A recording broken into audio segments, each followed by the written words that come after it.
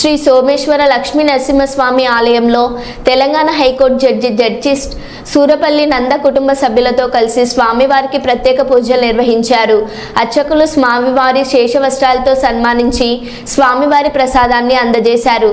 అనంతరం బమ్మెర గ్రామంలో ఉన్న కవి పోతన మహాత్యుని సమాధి సందర్శించారు.